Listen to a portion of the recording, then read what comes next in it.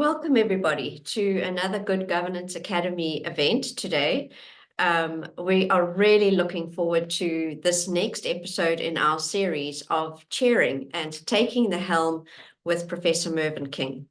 For those of you who have not been at a Good Governance Academy event before, we are very interactive in our webinars. The chat function is open. Please, on the chat, let us know where you're from. We communicate, we engage, we share details. If you want people to contact you on LinkedIn, please feel free to share your LinkedIn details there as well. The reactions are open here today. So if you have a look at your reactions button and you like what it is that we're saying, please give a thumbs up, give a clap. It's really lovely having everybody online today. We are at the top of the hour, so I would like to kick off. And today we're talking about, I said poorly performing boards, but really underperforming boards and looking at revitalizing boards. So there's nobody better, I think, that can talk to us about how to do this and on the topic than Professor Mervyn King.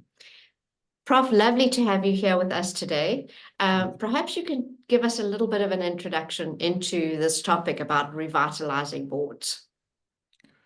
Well, yes, thank you, Carolyn, and good morning, good afternoon, good evening to everybody online, wherever you're from. What I'll do, Carolyn, in answer to your question, is talk about my own experience. You can Google and find many cases of underperforming boards and how chairmen have gone about correcting it. So I'm going to talk about the Frame Textile Group, which was then the largest textile company in the Southern Hemisphere. I'm going back about 35 years ago.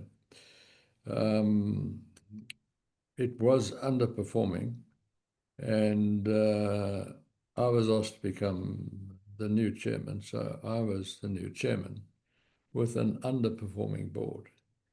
The company was in fact performing, spinning yarn, weaving fabric, which was its business, but into stock. It wasn't being sold.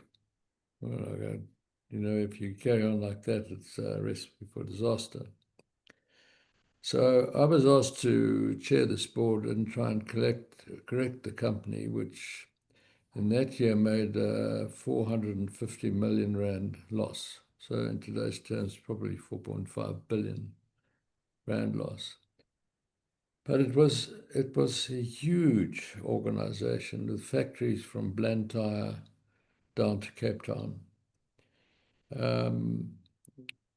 So I became chair. The first thing I did was do a skills audit on each director and what he or she's competencies were. And if they were very competent and had a history, a good reputation, the question was, do they have the capacity to sit in this company? Because some directors are very competent and very popular, and they take on too many appointments. And they don't actually go do their homework properly, the duty of care, diligence. They skim, and I don't want to do it like that. So do a skills audit of my board, then looked at the MOI, in those days, Articles of Association, but today MOI in South Africa, Memorandum of Incorporation. Does the board have the power to dismiss and appoint directors subject to round-robin resolutions? Very important if you want to have a board which is underperforming and you want to reorganize that board. So I had an Articles of Association which allowed the board to appoint and dismiss subject to a round-robin, which would be approved at the next special or general meeting of the board. Then I had a look at the MOI to see if there were dispute resolution mechanisms. And there were, and the most important thing is that it was conciliation. Now, conciliation is different from mediation. Mediation is the mediator tries to get the two parties to agree when there is a dispute. So the two disputants come together, and the mediator tries to get them talking and to come to a resolution. The conciliator does the same, only the conciliator is a person who's steeped in that area of business and knowledgeable, and actually suggests an answer to the dispute to the two disputants. They discuss that, and he guides them to try and get to that, answer. So, with all that in place, I then arranged to have an offline, Bosbarat, in South African terms, meeting with the directors, which took many days. I wanted to discuss with them the long-term objective. What was our long-term objective? Our long-term objective was that we had over 30,000 employees from Blantyre in Malawi down to Cape Town in various towns and cities. And the deceased, who was the major shareholder and through his trust, had appointed 3 directors almost for life. And they were not competent. And so I called on them to resign, which they refused to do. And there had to be litigation, which eventually we had them removed from the board through historic litigation, actually it was, because it was differing from the terms of the testator in his will.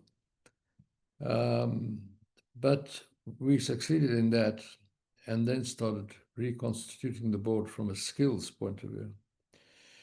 But the offline discussions, we agreed the long-term objective, which became molded in gold at the end of the line, and we never differed from that. We always focused on that long-term objective, which was to close factories from Blantyre down to Cape Town, because what the deceased, and he had ceded those thoughts to these 3 directors, was that you don't destroy old machinery, plant and machinery. You move it to areas where you get subsidized by the state to start business, to create jobs there. So, for example, he moved it to what was then the homelands under the apartheid era. And he had subsidized wages, so he had this paper-thin margin, but he never destroyed plant and machinery. So we had 32,000 employees from Blantyre down to Cape Town. But the company was going south because it was manufacturing into stock instead of manufacturing to sell. And the bottom line was showing that it was actually heading for disaster. Anyway, I went offline with these directors and discussed with them the long-term objective was to get the manufacturing, the spinning of yarn, the weaving of fabric, the design to become computer-aided. So I'm going back 35 years ago, which you could in those days. Much more advanced today, but computer-aided, of course, we had about 27 artists drawing patterns, taking ages drawing patterns. For example, many online will remember the Waverley blanket. We made Waverley blankets with all those designs for, especially for Basotho. And so the idea was to get the company, the manufacturing heart of the company, back into Durban, its original place. There was adequate factory space just in Durban alone for modern plant and machinery. which could produce the same amount of yarn and fabric as was being produced from Blantyre down there. We, in our discussions and strategy, brought it down to 4,200 people from 32,000 people. So that was our long-term objective, and that was agreed to offline, eventually agreed to at a board meeting. What were the key risk indicators and what were the key performance indicators in doing all this? Well, of course, one of the risks was retrenching all these people. And we caused one weaving shed to be absolutely cleaned out of all the old weaving plant in the Durban area. And we started an organization called Zenzalini. So as we retrenched people, we bought sewing machines and taught them how to make simple garments, T-shirts, pajamas, and supplied them with knitted fabric at cost. So we softened the blow of retrenchment. So I can see, still see my office was fenced in because I had death threats, etc., with all these retrenchments and reorganization.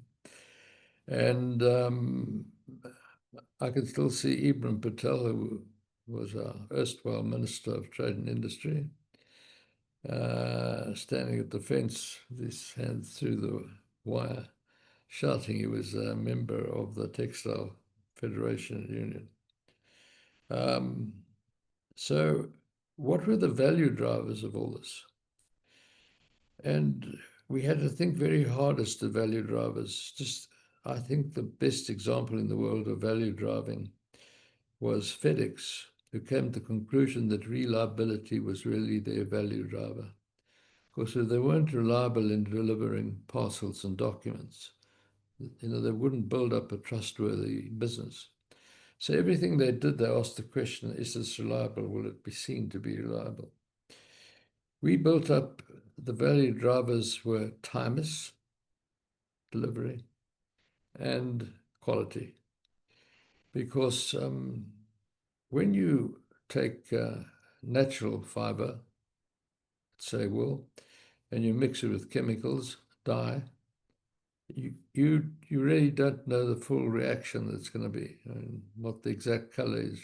You're wearing a beautiful colored scarf there, Carolyn, if I may say so, but to get to that color is not easy. You've got to, so it was quality and timeless delivery, because if you're delivering to a dress manufacturer, they've got time to deliver to their customer.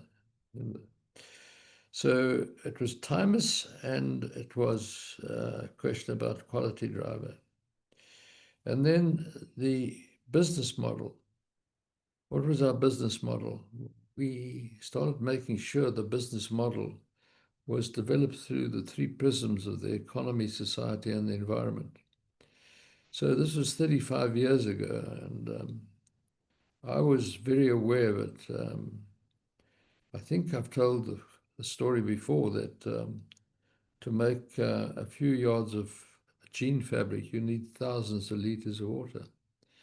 So in our renewal of the plant and machinery, we got our Swiss manufacturers, Sulzer, to actually apply their minds from a design point of view to make a machine that could produce jean fabric with using much less water.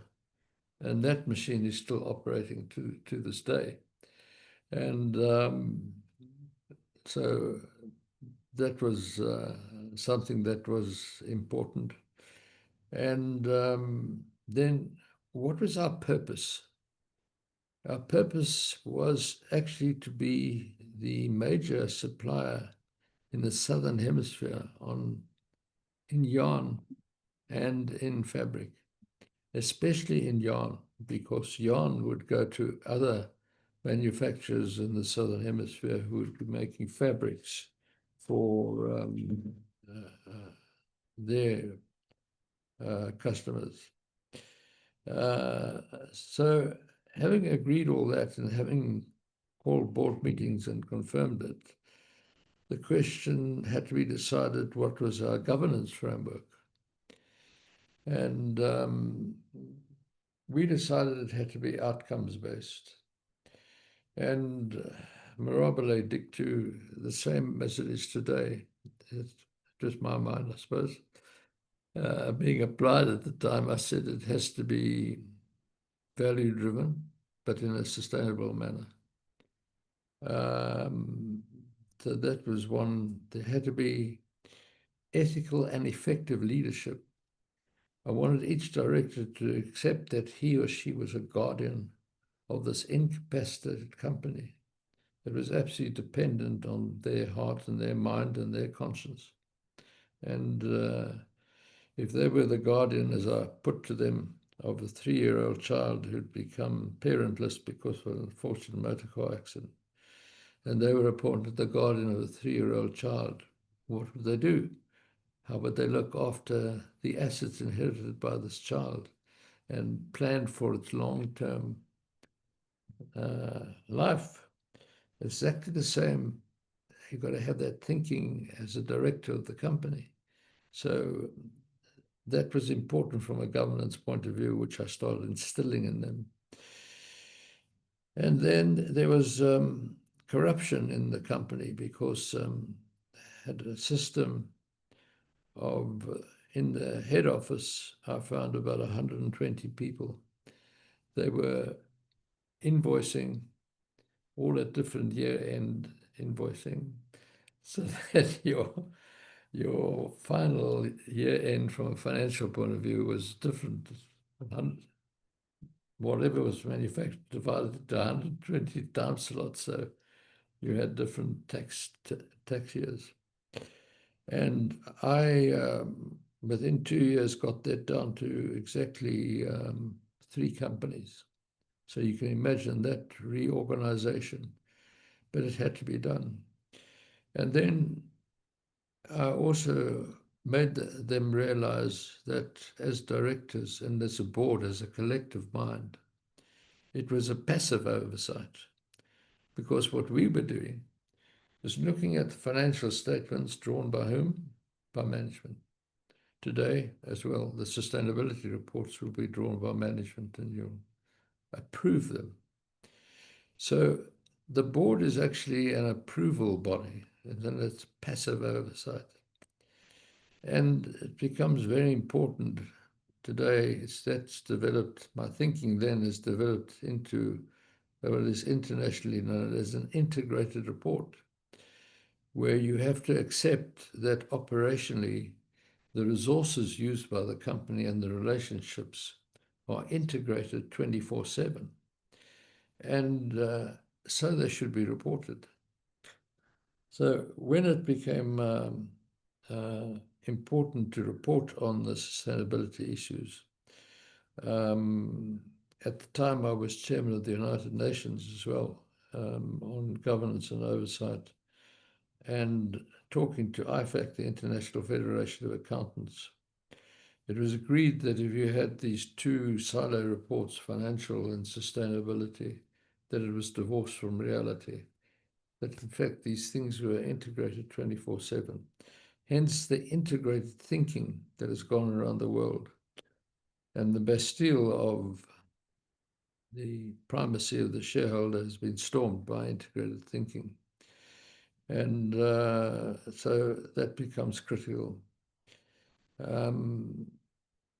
So induction then became important. I made sure that every director was inducted again and went through the various factories, of various processes of getting the raw material, the wool, the cotton, how it was spun, the spinning, the weaving, etc., etc. And every director went through a whole period of induction and learning. So they actually learnt about learnt about how the factory worked. So putting that all together, I as chair, actually reorganized that board completely. The board started thinking about these long-term objectives. So in my office at the time, we had a whiteboard, and at the end was the long-term objective. From time to time, we had strategies to achieve what was necessary in the short term and the medium term. And those were tweaked from time to time. But the organization long-term objective stood at the end of that whiteboard, never changed. We were driven towards that. And what was happening along the way was the pathway to that. And eventually that was achieved. The borrowings were repaid to the banks. The company became profitable and once again successful.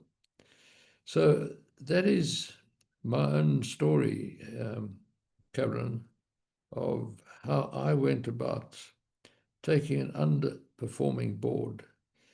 And really it was underperforming because of the attitude of the previous major shareholder who became deceased and formed this trust, locking in these three incompetent directors and with an instruction not to buy new plant machinery. It was unnecessary. And that was because he had a fight with his family and decided that when he died, the youngest grandchild was 3 years old, and he made inheritance subject to the youngest grandchild turning 50 years of age. And so that's something that I became a trustee also of the family trust and litigated about that, and again made legal history because actually got that changed, because that just didn't make sense to anybody. And the children eventually inherited, and the company succeeded. So that's my own story, and that's Wow. how I went about it, and it worked. Thank you. Thank you. A whole lot of questions. First question, the board that you appointed, they could have been yes people, and just let you run and just were ratifying what it was that you were doing. Is that what you put in place, as people that just supported what you were doing? They're not. I absolutely expected every director individually to discuss matters, and I made sure they understand. And I think, you know, I has to do that. Is discuss let's say, a short-term objective with a strategy, and on the agenda was the possible resolution. I'd say, well, we've been talking about this for 40 minutes. I think the inclination of the board is to pass the agenda as the resolution as is on item 5 on the agenda. Is that agreed? Yes, Chair, yes, Chair, yes, Chair. And I would just pick you, Carolyn, and say, would you please explain to me in great detail why you voted yes? Now, if you hadn't understood the management report and you hadn't followed the 40 minutes of discussion, you'd sit there with a second row of teeth. And all you've got to do is do that a few times in the board. And first of all, you get absolute control of the board. And secondly, homework does improve. They actually do spend time going through that board packet and, more importantly, understanding it. Because a director who doesn't understand what's going on is actually committing a fraud on the company. Because he's the guardian and he is the mind of the company and making decisions in the best long-term interest of the health of the company. So very important, this question of understanding. And that's why another important job of chairman, which I carried out there, was to make sure that reports coming up from management were clear, concise, and understandable in everyday English, not in the jargon developed, which does develop in companies, you know, with acronyms, but absolutely clear, concise, and understandable. And then there's management level information as opposed to governance information. Getting that balance right as well in the reports. Absolutely. Absolutely. You have to do that. And I mean, I think management used to start, I don't know if they hated me, but they're certainly on their toes because I used to send reports back as redo it, redo it, redo it before I would approve the pack going into. So I work very closely with the um, company secretary, and she became famous in South Africa as company secretary. She did very well. Yeah. One of the first things you did was you did a skills assessment, and then you dismissed directors. The skills assessment obviously was the skills required for the company. And that was that an independent party that came in and assisted you with that? Yes, absolutely. Mm. Well, And it had to be me, but also there was the check on me with the round robin resolutions. So I wasn't operating there as a dictator. There were checks and balances. and then getting rid of a director. I see you did you have to change the articles or the memorandum of incorporation first before you moved those directors on, or? The answer is yes. The memorandum of incorporation never had that. And I got it changed at this extraordinary general meeting to get me going on what I wanted to do with the company. And I had the board had the right to dismiss and appoint directors subject to round robin resolution. So you didn't have the time and cost of a listed company in calling a special general meeting or a general meeting. How do you go about dismissing a director? With pain and suffering. I've always said being the chair is horrific, it's not honorific. And one thing I've learned as chairman of companies is that you've got to be a bit arm's length with your fellow directors, because in another company of which I was chair, I had to get rid of the group chief executive, but his wife and my wife had become friendly, played bridge together, and we had dinners together. And it became a painful exercise to dismiss him. So what did I learn? I learned that, of course, you've got to be collegiate, but you've got to be a bit arm's length as chair. Mm. I've got some other questions here. What are the key factors boards should prioritize to mitigate underperformance in today's complex and fast-changing business environments? That's from Samkita. So what are the key factors that you prioritize to make sure that it doesn't happen? Well, first of all, you've got to have very clear in your mind what your governance framework is inside the company. And you've got to have very clear, and the company must be driving towards that, what I call that long-term objective, which really should not change. And you just drive towards those things, but within the governance framework which you've laid down, which today I think most companies operate on an outcomes-based form of governance. Not many. It's no longer this rules-based grudge compliance and mindlessly ticking boxes. It's a mindful application of mind in achieving the long-term objective. And a question from Michael in the Q&A.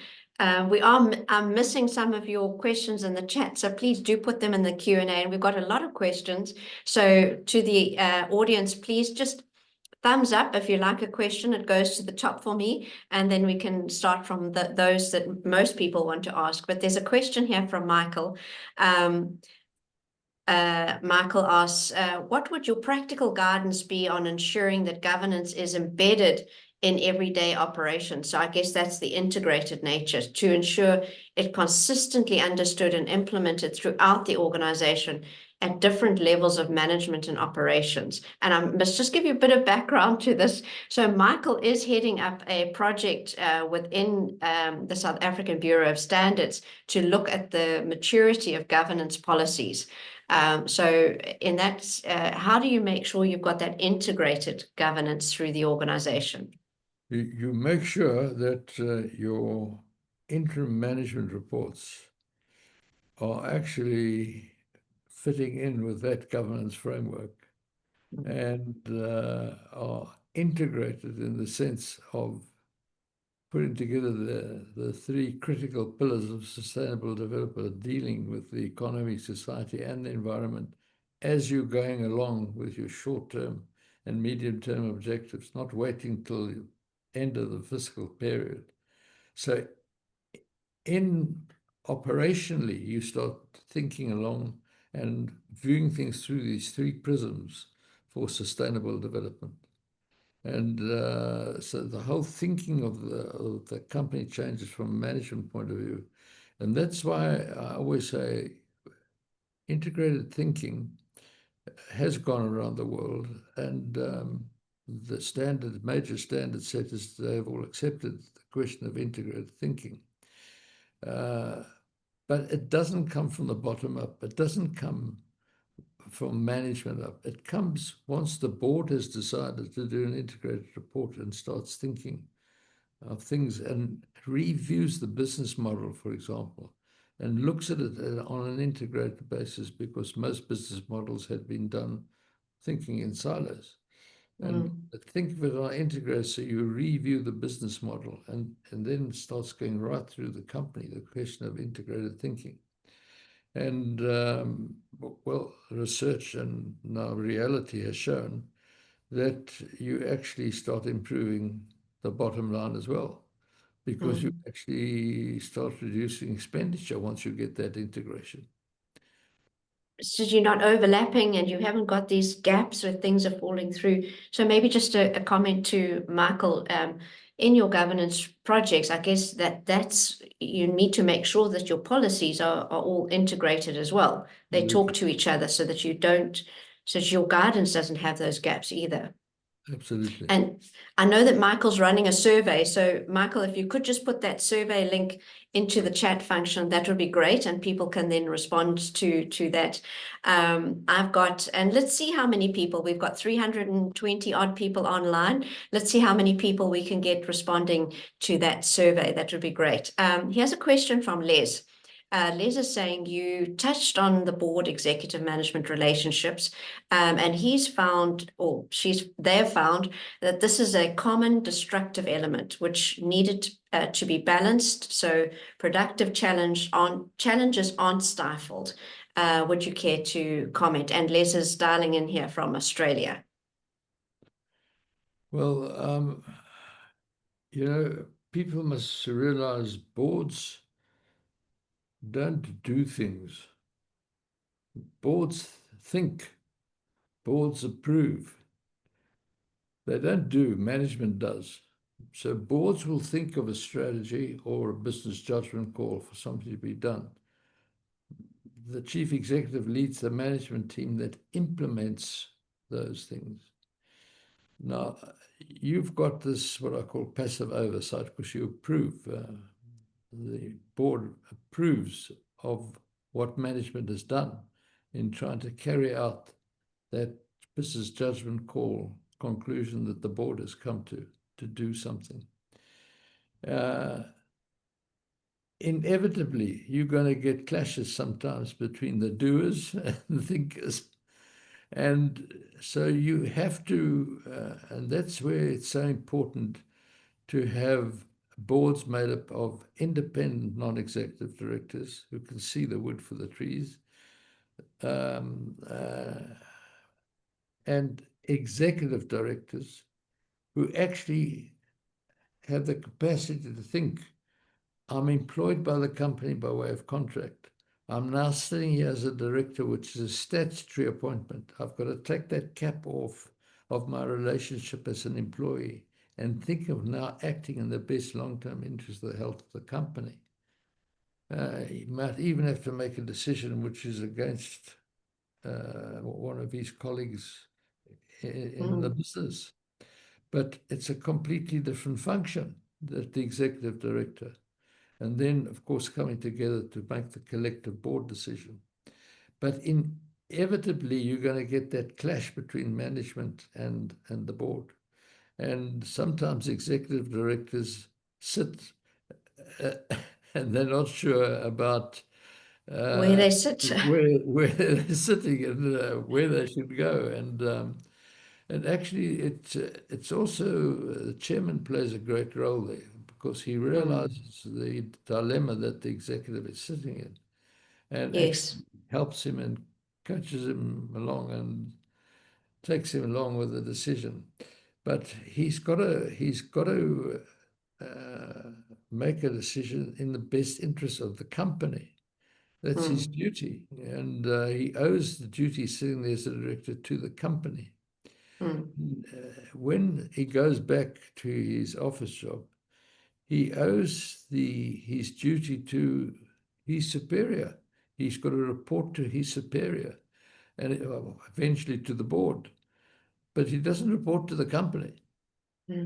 It's a different, and you're going to get conflicts, and Yes. you deal with those conflicts. And sometimes it does land in the lap of the chairman. You've got to deal with it. Absolutely. One of the things that I've come across quite a lot is that in IT and technology, is there's so much opportunity now to leverage companies where that is their stick to your knitting. That's their core business. But the company's CEO, for whatever reason, or chief information officer decides to install their own infrastructure with their own specialist team, expensive, not leveraging all of this other functionality out there and all of these other organizations out there. And I think that's got to be a critical question, really, is to understand is what is in the best. Is it just creating your own empire by employing all of these people and it's all about control? Or are you acting in the best long-term interests of the organization in leveraging and developing the ability to leverage a supply chain? Of course, there's pros and cons of both of those. So you're going to have a bit of a debate on your hands, aren't you? Well, it's a good example, Karen, of integrated thinking. Because if you've really got integrated thinking, that shouldn't happen. Ah, okay. That you should think and tell us a little bit more about that. Well, if you're thinking on an integrated basis, these resources and these relationships are all integrated operationally eventually, even though he's building his own little empire. So they should be talking to each other and integrated on thinking on an integrated basis. If you think on an integrated basis, you don't build an empire based on the natural assets or an empire based on IT and a little empire based on. Then you've got these silos and they're not talking to each other. And you don't get, and then to do an integrated report becomes almost impossible in there because you haven't got the information, you haven't got the source of information.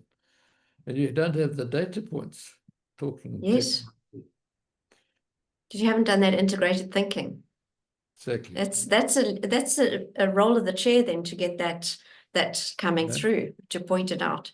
Okay, we've got a lot of questions coming through. Thank you very much, everyone. Please keep upticking them so I know which ones to ask. Here we've got one, Vortex from Chandu. There's actually quite a few questions around this. And that's the concept of a captured board, essentially where we have directors not making decisions in the best interest of the organization. And there's quite a few of that, quite a few questions. I think I saw one in the chat. Behavior of a forceful shareholder when engaging at a board level. So chairman, how do you deal with navigate the shareholder, bringing an influence in? I think there was one earlier on here. Greater engagement between the directors in the meetings. So quite a few on that, questions of the concept of a captured board, essentially, that there's this groupthink almost, perhaps as the influence of a forceful shareholder. And to be a good director, the most important thing is courage. You have to be brave, because you have to meet things head on, and you have to make sure decisions are being made in the long-term best interests of this incapacitated person that's so dependent on you. And so you've got to meet these things head on, and it takes courage. And so it's one of the corporate sins, I believe, that some directors think this business judgment call that we're discussing, it's very risky. It may turn out to be wrong in a few years' time. I'm going to abstain. Well, what happens? That's a corporate sin, because abstaining doesn't help the company make that decision with unanimity. It only helps self. You think of yourself Mm. and protecting yourself from a possible action when something goes wrong. But if you follow the business judgment rule that you've got no financial interest, objectively speaking, you got all the facts, and it was a rational business decision at that time in those circumstances. The law doesn't say it's got to be the correct decision, which it says rational business decision at that time in those circumstances. And that's why today boards have to, when they're saying, well, what are the facts? They better go to ChatGPT research and ask the question, because you can assure when something goes wrong in 4 years' time, they say, the board made that decision. Company sue the board for damage. Company sue the directors for damages. What did you ask ChatGPT research? No, we didn't. Did you ask Google? Did you ask Google? So you have to do that technological research today to pass that hurdle of, objectively speaking, we had all the facts to enable us to make this decision, which was a rational one at that time. Using Google and ChatGPT, yes, we said it flippantly, but really, it's have you become informed yourself to make the decision, and through whatever means, just to become informed. So Then there's yeah. the obligation of having original intellectual thinking as a director. So you've got to take that answer you get from ChatGPT.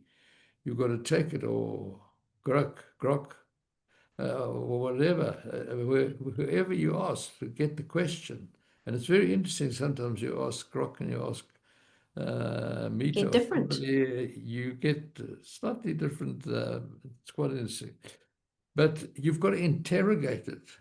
I mean, you just can't take that information and use it. You've got to interrogate it with original intellectual thinking to make that decision in the best long-term interest of the health of the company. And you've got to be seen to be doing it, because if it turns out to be wrong in 4 years' time and the company sues you for damages, well, you can show, I went to Grok, I went to this, I did that, and we discussed it. Lucy asks, what about resolving dominance on the board, where a director is clearly dominating the conversation? And then I'm going to go to the next question, is about, what about lobbying? Because that dominant director might have been lobbied. Do you feel that lobbying is ethical when it comes to board decisions? The question of dominance in the boardroom is usually through the chief executive, who becomes a executive director, or it's through the independent non-executive director that's playing second fiddle to the chair, that if the chair's ill or something, he takes over as chair. So he becomes the leading independent non-executive director. You find dominance comes either from the chief executive or that lead independent director, but they are directors. They're not there to dominate. They're there to give input and to make it a collective mind decision.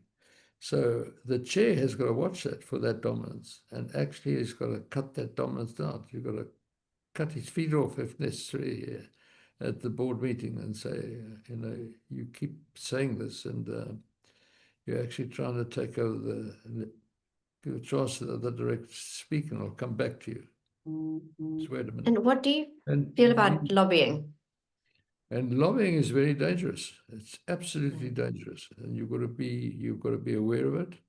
And if it's something being lobbied in the best long-term interest of the health of the company, that's one thing. But if lobbying is contrary to a decision which has been made, then you start getting conflicts, and that's not in the interest of the company, long-term interest of the company. There's a last question before we go on to some other case studies. Oh, a couple of points. First of all, Prem asks, we really need a book about the frame group and what you did on the frame group. So maybe we can take this recording and we can expand on it, and we can put some flesh on that and come up with an article or some guidance as a result. But let me go on to the others. What happens when you've got, well, really the question is about voting. What happens if you got board members that disagree on a strategy? You said you got that golden strategy on the wall, and although you had different, perhaps changed the approaches as you navigated through the journey, you still had that strategy. But what happens if you've got directors that disagree with that strategy, and it had to result in a vote? Do directors, something as significant as that, do you get them to vote openly or rather anonymously? And how do you feel about voting? Well, I've never found, once a board has agreed both through an offline discussion and then back to the board, that long-term objective, and you drive towards that. Only in very extraordinary circumstances would you change that long-term objective, because a lot of the work has almost been wasted. So first of all, it's unlikely. Secondly, if it does happen, that means you've got to change the whole thinking of the board. You've got to change exactly the pathway you're traveling on, and you've got to change the long-term objective, if you think that's in the long-term best interest for the health of the company. So it's a real turnaround where you might need other skills on the board as well. So it's a real, it would be a rupture in the company. And so I have not seen that happen in my years of experience, but it could happen, I suppose. But I think once you achieve, spoken for days, weeks, months, and that long-term objective, and you've gone for a good few years building towards that, and sold plant and machinery, closed factories in Blantyre and East London, and Harrismith, destroyed the town of Harrismith. I'll never forget how the mayor came begging to me not to close the factory in Harrismith, because it really did destroy that town. As you said, horrific, not honorific. Yeah, exactly. So so I think it's an unusual circumstance, that question, but it could happen. But then you've got to rethink and reorganize the whole structure of the board, etc. How do you feel about voting at a board level? To me, it must be open. Why must a board vote secretively? It doesn't build trust. No. And then if you get a 51% vote, how comfortable are you with that kind of a result? Really uncomfortable. Because as chair, you should strive like crazy to get that unanimity in the board. If necessary, tweak the strategy for the short-term objective. Tweak it so that you get this unanimity, because otherwise you don't get that drive going through the board and board into management. And so unanimity is a critical issue. And if you have board meetings where you have a majority vote every board meeting, just imagine.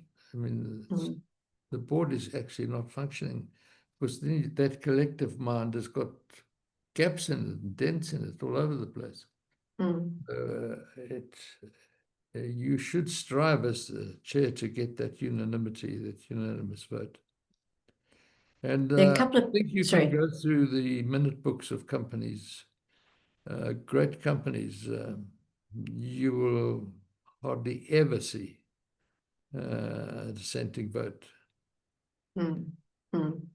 And I mean, that talks to a couple of questions that we have here. And I think the suggestion is, can we have a webinar specifically on what do you do when you've got a dysfunctional chairman? Because everything you're talking about is taking the helm. It's the chair, and the tone comes from the chair, and the chair has to drive so much of this. Not so much as the CEO of the board, but the facilitator and the enabler, essentially, of the board, isn't it? Absolutely. And that's why some state-owned enterprises, one of the reasons they have failed is that the government persists in passing a statute, and through a statute creating a legal person like Eskom, Transnet, or form a company, and of which the sole shareholder is the government, and then has the right written into the statute or into the MOI of, if it's a company, under the Companies Act, that they've got the right to appoint the chairman and the chief executive. Well, the chairman arrives at the board meeting with 2 pips on his shoulder. He's the leader of the board, and he's also the sole shareholder. So if you don't agree with me, we can always call a shareholders general meeting of shareholders and have the whole board removed. And one of the most important jobs of a board is the appointment of the chief executive, because he's leading the management team, carrying out the decisions of the board. So it is really one of the most critical things. And if the shareholder appoints the chief executive, then you've got this extraordinary situation when something goes wrong, the directors get sued, and the shareholders sits and says, The directors get sued. Yeah, the directors get sued, and the shareholders say, don't split authority and responsibility.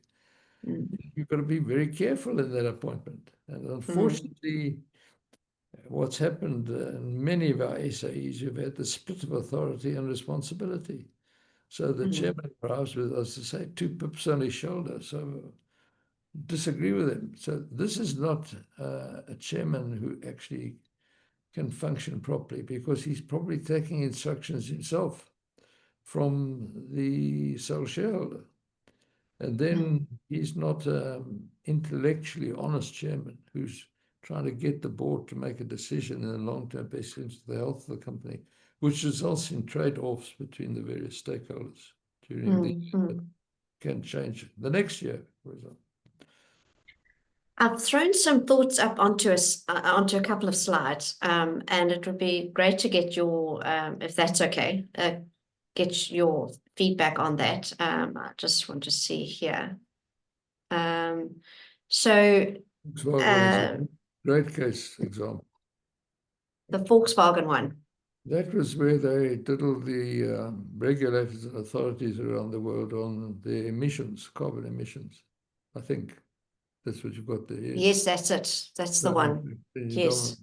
And So there's some reputation suffered enormously, and took a long time to correct it.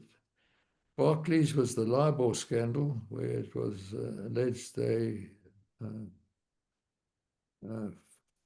fiddled with the LIBOR rates. It was Barclays and somebody else. I think it was Standard Chartered. I can't remember. But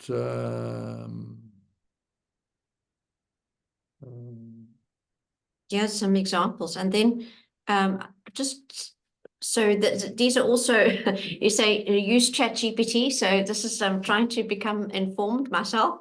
So these are some of the critical challenges that that are picked up around around chairs, and you've mentioned some of these. So that psychological safety, it sounds very, airy-fairy, and motherhood and apple pie, but really what you were talking about was making sure that the board can all speak, and by pointing to a board member and say, you need to justify this, you giving them power essentially to speak. There you've got your board skills audit, exactly what you said, how you started. Yeah, but Enron is a fascinating case because when Enron eventually collapsed, having been the darling of the American stock exchanges, they went on to establish Sarbanes-Oxley, SOX. So actual legislation on how to do things, like our Public Finance Management Act. Has SOX stopped corporate failures, stopped corporate scandals? The answer is no. The same as our PFMA hasn't stopped corporate collapses. You can't legislate for honesty. I mean, the government can't today pass an act from Parliament saying from tomorrow, every director shall act honestly in the best long-term interests of the health of the company, and shall be intellectually honest, otherwise you'll go to jail for 20 years.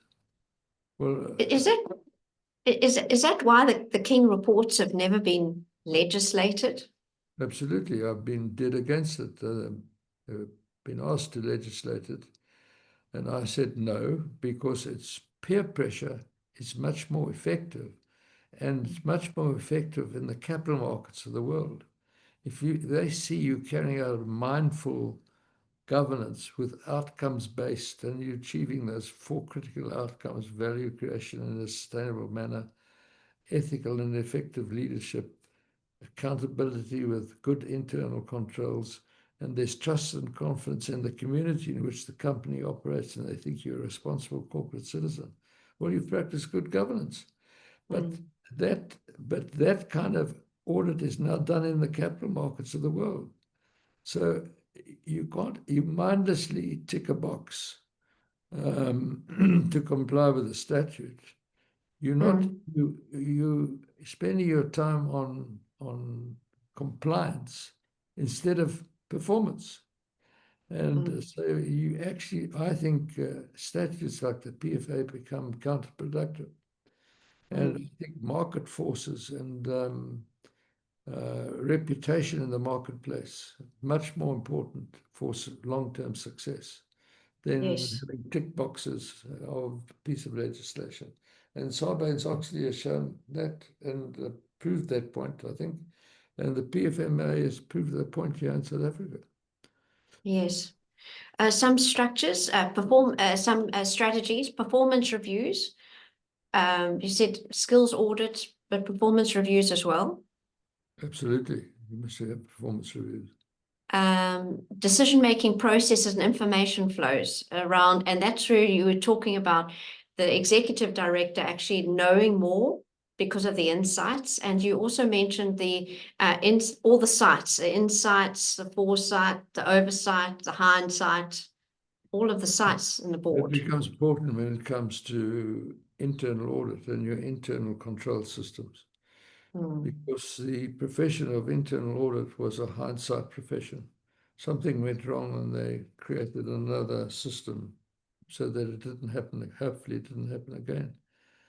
Then it was insight. They saw, how they could help to make, if decisions were being made by the management, they would sit in with management, but not be part of management, but tell management, look, I can't cope with this. If you want to do this, I need another kind of skill not only an accounting skill, I need another kind of skill in my internal auditing. And then foresight is where they actually don't become part of management and become part of that decision-making process, but actually can say, well, you can do this, but I think we've got to reorganize this internal control or that internal control. So it's become a question of foresight and the garden of governance, which is now Raymond Lenz has written his book, and I've written the foreword to it, as you know, Carol.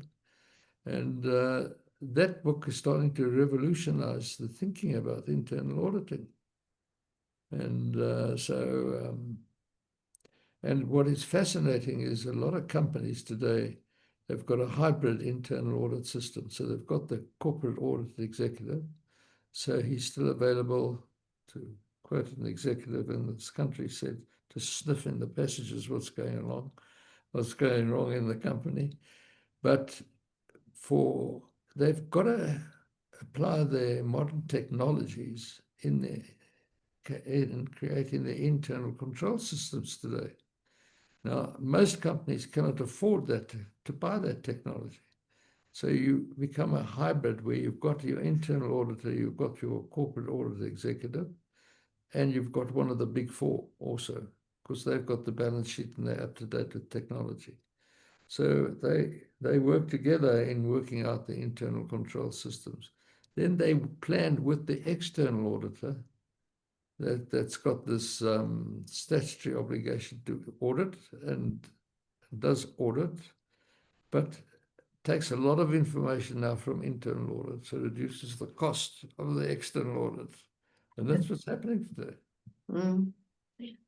Prof, we've run out of time. There are so many questions still. We've got 25 unanswered questions in the Q&A as well as those in the chat. We are going to have another session. Please watch out, join our mailing list, join our community. You can join for free, and then find out our next episode, next webinar in the series with Prof King. Thank you very much, everyone, for joining us. And Prof King, thank you so much for your time and wisdom and sharing that with us today. Thank you, everyone. Thank you. Bye-bye. Bye.